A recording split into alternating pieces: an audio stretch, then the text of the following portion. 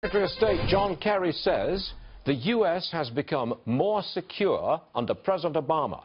This is part of his final memo to the President. Here's the quote.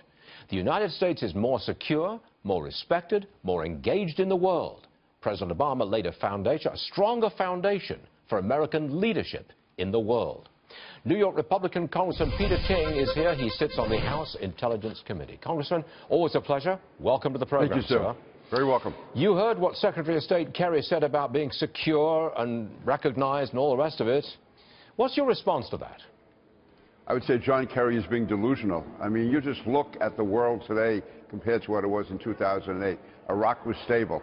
Today we have ISIS running rampant.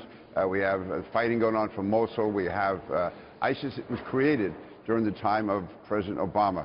Syria is absolute carnage.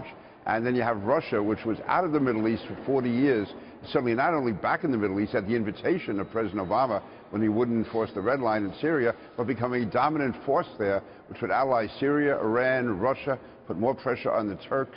And then, of course, to me, I strongly oppose the Iran nuclear deal. But even if you were for that, no matter how you look at it, the Middle East today is in chaos, and that's directly because of President Obama and John Kerry. Well, I'd like your response to this as well, from President Obama, talking about his legacy on terror. I'm going to roll a soundbite. I need your comment afterwards. Roll tape. Sure.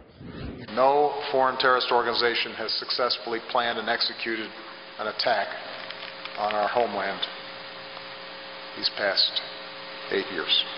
No foreign terror organization has successfully planned a terror attack or attacked America on our soil. Is that accurate, sir?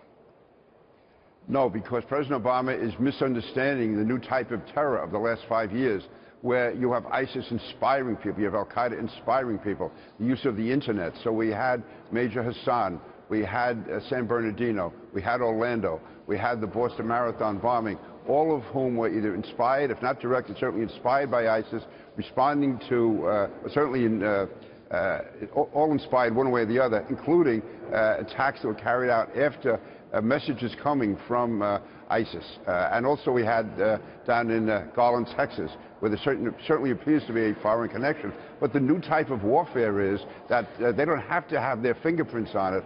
They inspire through the internet, and that is what the president has not been able to cope with. And partly, I think it's because the Justice Department is not aggressive enough in monitoring what's going on in the Muslim community. Now, yesterday there were hearings on Capitol Hill about the Russians and their hacking and their influence on the election.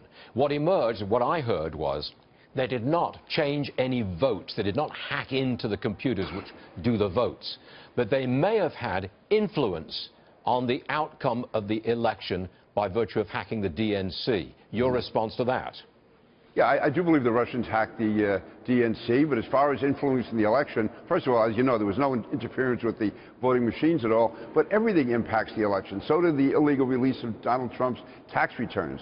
And as far as the Russian involvement, this was brought out in October, 30 days before the election, by the intelligence community, when they said that Russia was involved in hacking into the elections. The American voters went in on Election Day knowing that there was a Russian involvement, just as they knew about the Billy Bush tape, just as they knew about Hillary Clinton's emails.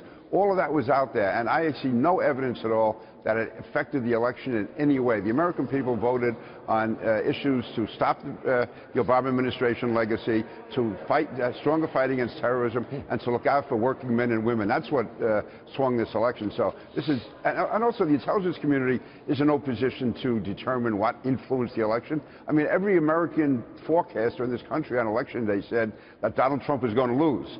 So what did the Russians know that the Americans didn't know? What did, what does the intelligence community know now that the geniuses at the New York Times didn't know on Election Day when they were predicting an overwhelming victory for Hillary Clinton?